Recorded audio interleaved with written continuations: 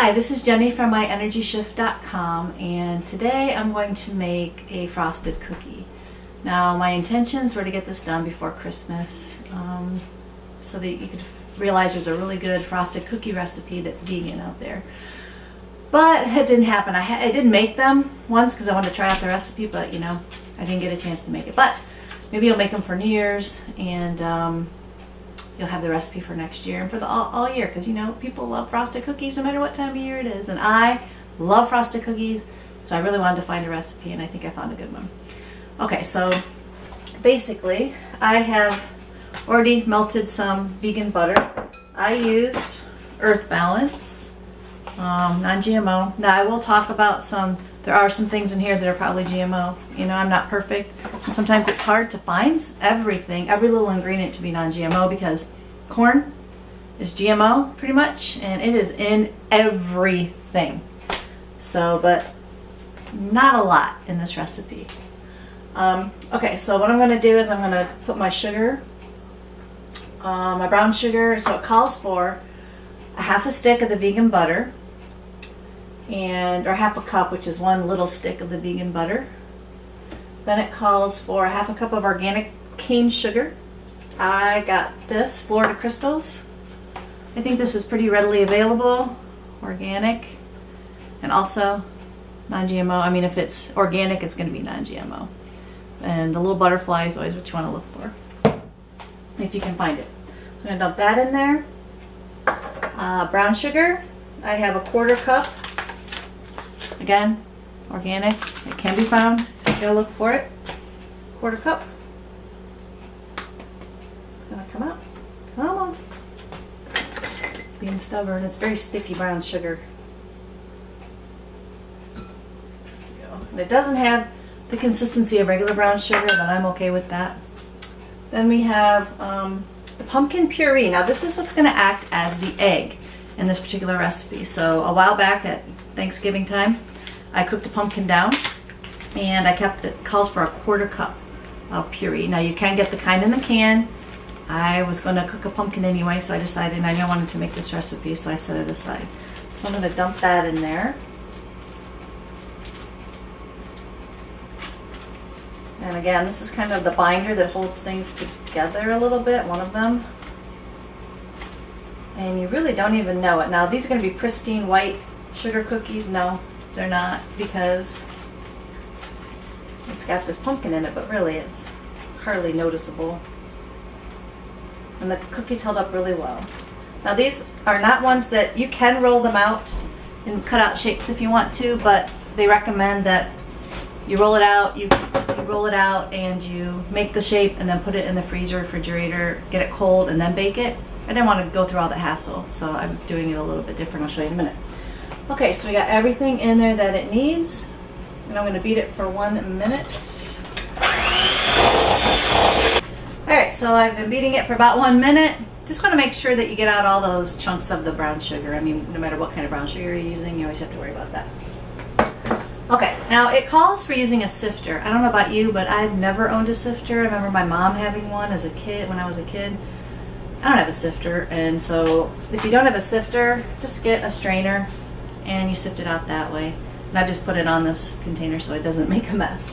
So what you're going to do is you're going to add 3/4 cup of unbleached flour, and I've used this, again, organic. One thing I want to mention about flour that I've just learned about recently, and that is that, well, most of the wheat in this country is not GMO at this point. Fingers crossed it never will be. What they do is they spray Roundup on the wheat crop to dry it out.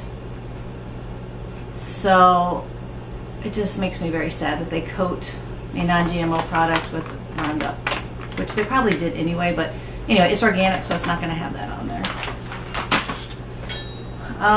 Let's see. I have a half a teaspoon of cornstarch. Guess what cornstarch has in it? Corn! So this is not going to be GMO free. Or this is going to be a GMO product. I did not look for a non-GMO cornstarch. I'm not sure they even make it, but I will be on the lookout for that in the future. But it's just a little bit. We have a teaspoon of baking powder. Believe it or not, This has cornstarch in it too, so it is a GMO product most likely, because it doesn't say non-GMO or organic on it. And then a half a teaspoon of baking powder or baking soda, that one's okay. And then a quarter teaspoon of salt. And I forgot to add my vanilla earlier, my vanilla. This it's pure vanilla, but it has vanilla beans, alcohol. Guess where the alcohol comes from? Corn, so it's not going to be GMO free either. Unfortunately, and it calls for a teaspoon of vanilla, but I would definitely get the pure vanilla rather than the vanilla imitation vanilla. It's going to be a little more expensive, but definitely worth it.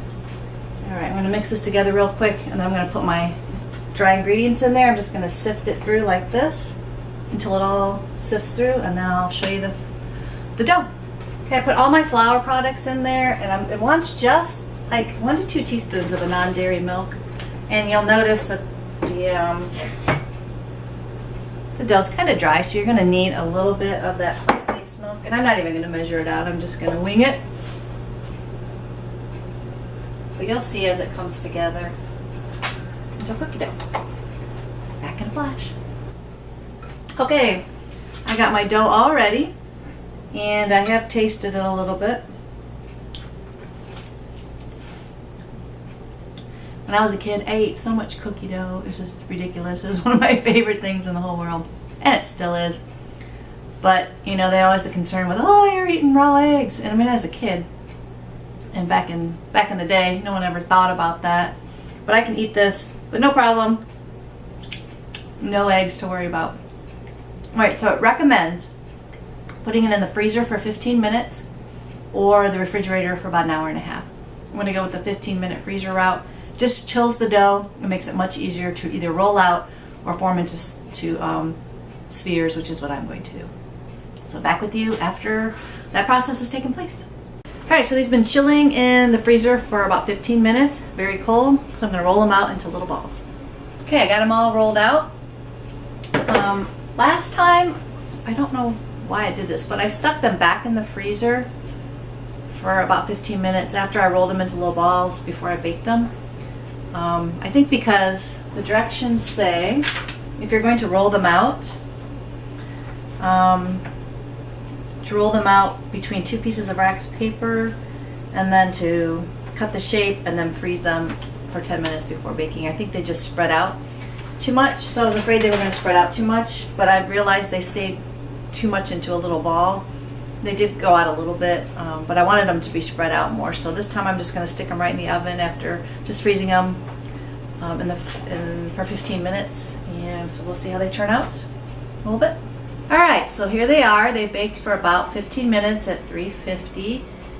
It says to leave them on the pan just a little bit, but you can see they're nice and brown. I don't like them too brown on the bottom. I don't want them burnt.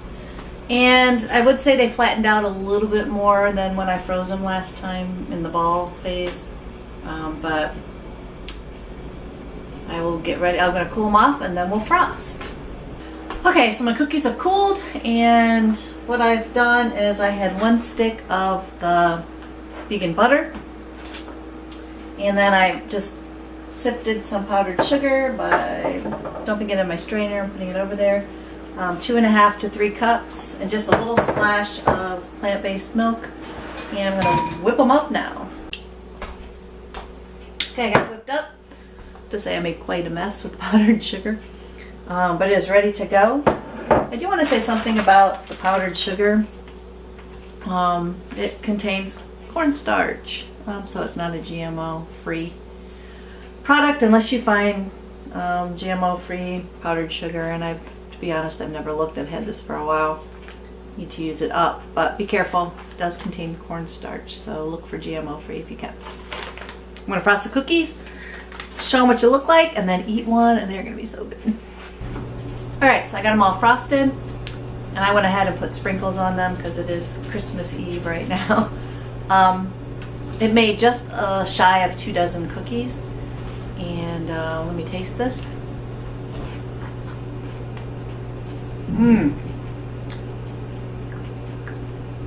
My mom made a fine frosted cookie as a kid.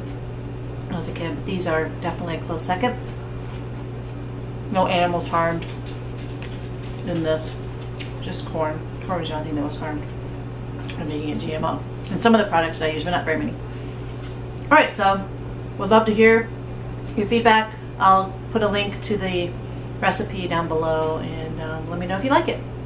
Have a great holiday season, and I know I'm probably going to get this video out after the holidays, so I hope you had a great holiday season, and enjoy. Bye.